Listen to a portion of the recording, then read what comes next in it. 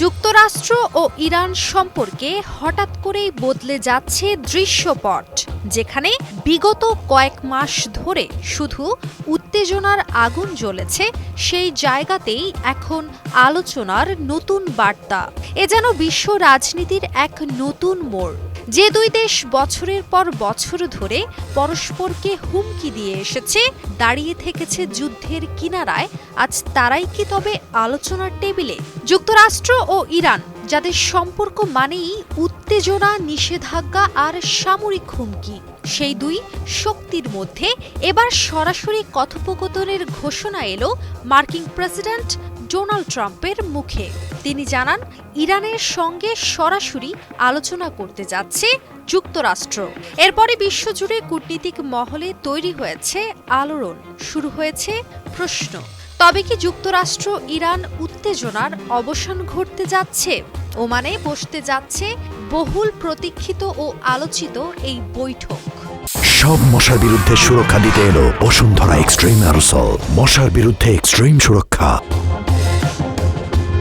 ৭ April ওয়াশিংটনে সফরকারী Israeli প্রধানমন্ত্রী Benjamin নেতানিয়াহুর সঙ্গে এক বৈঠকের পর ট্রাম্প সাংবাদিকদের জানান, যুক্তরাষ্ট্র এখন ইরানের সঙ্গে সরাসরি কথা বলছে।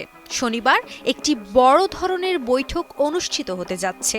তিনি আরও জানান, সবাই চায় আলোচনার মাধ্যমে একটি চুক্তি হোক, কারণ বিকল্প হবে ভয়ঙ্কর, এবং তিনি নিজেও তা চান না।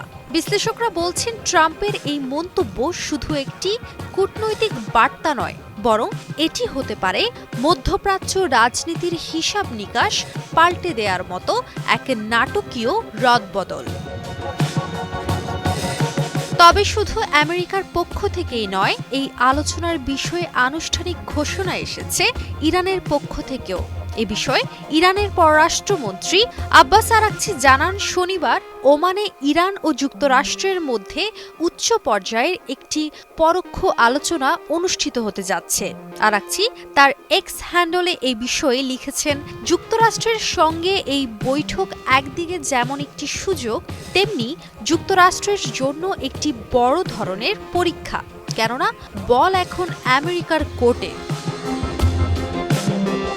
বিশ্ব যখন ইসরায়েল ফিলিস্তিন যুদ্ধ ও রাশিয়া ইউক্রেন সংকটের মধ্যে দুলছে, ঠিক তখনই যুক্তরাষ্ট্র ও ইরান যদি আলোচনায় বসে, তবে সেটি হতে পারে ২০২৫ সালের অন্যতম কূটনৈতিক চমক। কিন্তু ট্রাম্পের ঘোষিত সরাসরি আলোচনা আসলে কতটা কার্যকর হবে, এই প্রশ্ন থেকে যাচ্ছে এখনও।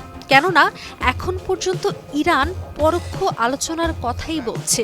ইরান কি তার নীতিতে নমনীয় হবে, না আবারও দুপক্ষ মুখোমুখি দাঁড়াবে যুদ্ধের মুখে? এই প্রশ্নগুলোর উত্তর পেতে বিশ্ব তাকিয়ে আছে ওমানের শনিবারের বৈঠকের দিকে, কারণ সেই দিনটি হয়তো নির্ধারণ করবে আগামী দিনের কূটনৈতিক মানচিত্র। কাজিয়া অহনা, নিউজ 24।